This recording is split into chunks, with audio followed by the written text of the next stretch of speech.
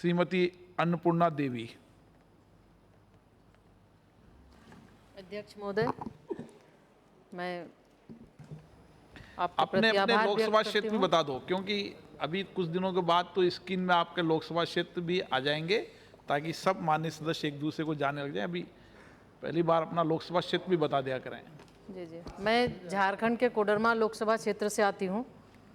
और मैं आपके प्रति आभार व्यक्त करती हूँ कि आपने मुझे बोलने का अवसर दिया।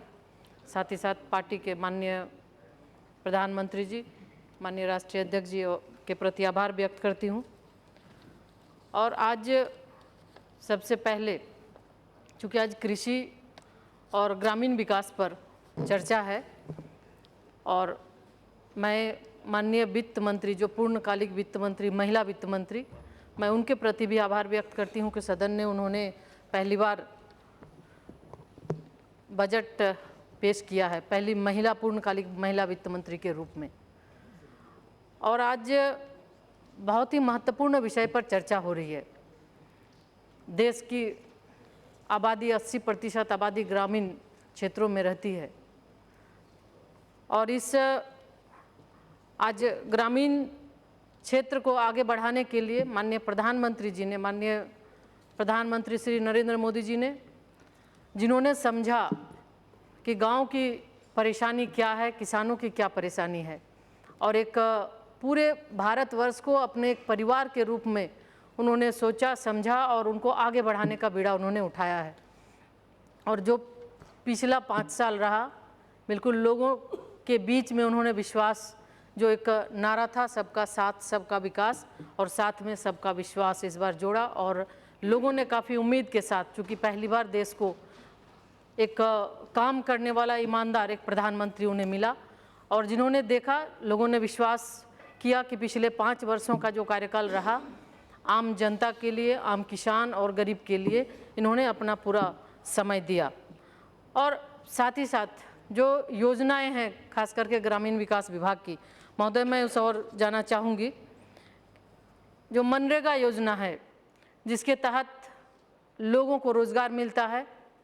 तो मैं आपसे सिर्फ ये आग्रह करना चाहूँगी, माननीय मंत्री जी यहाँ पे उपस्थित हैं, मंत्री जी से आग्रह करना चाहूँगी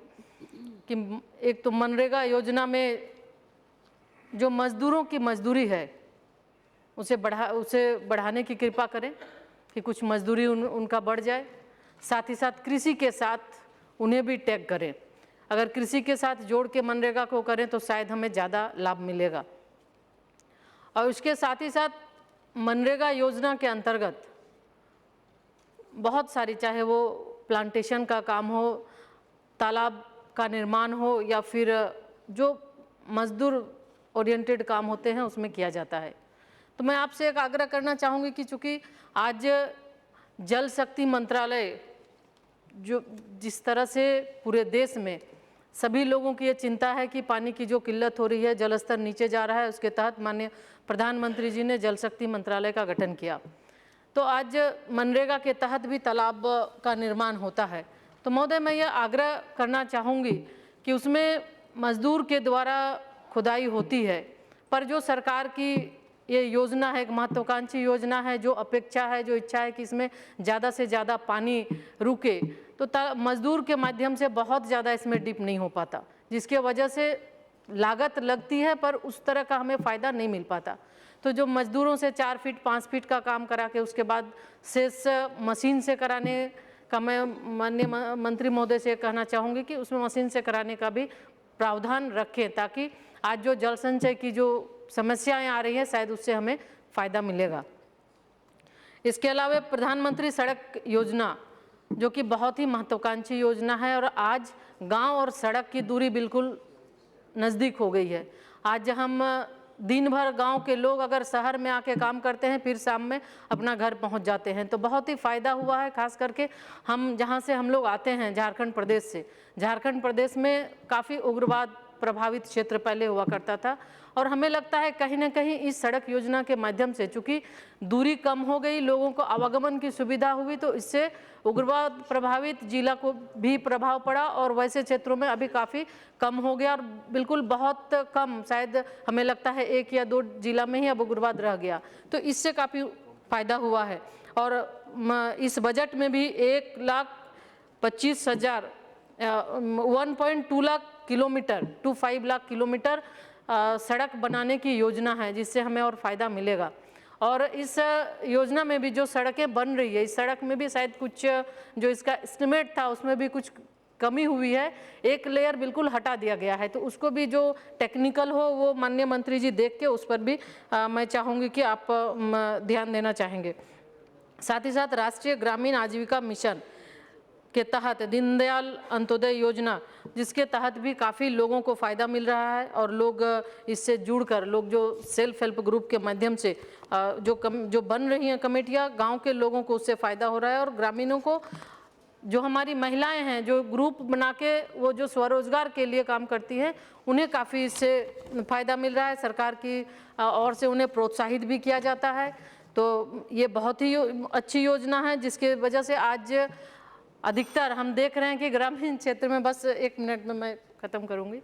तो ग्रामीण क्षेत्र में हमारी महिलाएं, अब गांव में जब जाती हूं, चूँकि अधिकतर क्षेत्र हम लोगों का ग्रामीण पड़ता है, और वहां पे आज स्वरोजगार के चलते आज वहां की शैक्षणिक स्थिति भी सुधरी है। अपने बच्चों को वो स्कूल भेज रही हैं, अपने बच्चों को वो पढ़ा रही हैं। तो ये सरकार के द्वारा ग्रामीणों को प्रोत्साहित करने के लिए बहुत सी योजनाएं हैं, जिसके तहत जो ग्रामीण हैं उनको आगे आने का अवसर मिल रहा है। महोदय, मैं कृषि के क्षेत्र में बस कुछ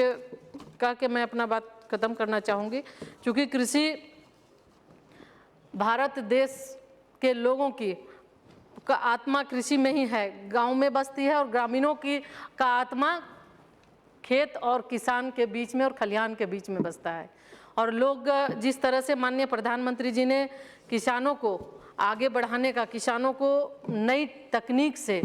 सीखने का अवसर दिया है, नई तकनीक से खेती करने का अवसर दिया है, बिल्कुल किसानों के लिए उन्होंने सोचा है। आज इस बार जो नया एक जीरो बजट खेती की बात माननीय वित्त मंत्री जी ने किया, बिल्कुल इसे किसानों को प्रोत्साहित करने के लिए। आज जो प्रदूषण और ग्लोबल वार्मिंग की बात हम करते हैं, प्रदूषण की बात हम करते हैं, तो उससे उनको फ़ायदा मिलेगा। और पेस्टिसाइड और बाकी, जिससे सब लोग परेशान होते हैं, हरी हरी ताज़ी ताज़ी सब्जियां मिलती है पर उसमें बहुत सारे पेस्टिसाइड होते हैं, शायद उससे उनको फ़ायदा मिलेगा। साथ ही साथ महोदय, बस हम जो जिस क्षेत्र से आती हूँ, झारखंड से, झारखंड में कई ऐसे जिला जैसे रांची, चतरा, कोडरमा, हजारीबाग, गिरिडीह, काफ़ी खेती होती है। और जिस तरह भी कुछ सदस्य ने कहा कि टमाटर की खेती होती है सड़कों पे, हमारे यहाँ टमाटर की खेती सड़कों पे फेंक दी जाती है, जब टमाटर का उसका कोई प्रोसेसिंग प्लांट नहीं है। तो मैं ये आग्रह करना चाहूँगी कि उस तरह काफ़ी सब्जी उत्पादन किए जाते हैं और किसान उससे परेशान होते हैं, किसानों को उसका उचित मूल्य नहीं मिलता है, जिसके वजह से उन्हें उसको सड़क में फेंक देना पड़ता है। तो मैं आपसे यही आग्रह करना चाहूँगी, हमारे माननीय मुख्यमंत्री जी श्री रघुवर दास जी ने अभी किसानों को आगे बढ़ाने के लिए, उनको नई तकनीक से खेती कराने के लिए इजराइल किसानों को इजराइल उन्होंने भेजा, और इजराइल से वो नई तकनीक की खेती सीख कर आए हैं और लोगों को प्रशिक्षण दे रहे हैं। महोदय, बस एक मिनट। साथ ही साथ उन्होंने जिस तरह से प्रधानमंत्री किसान सम्मान योजना है, उन्होंने भी मुख्यमंत्री किसान सम्मान योजना के तहत जो वहाँ के छोटे छोटे किसान हैं,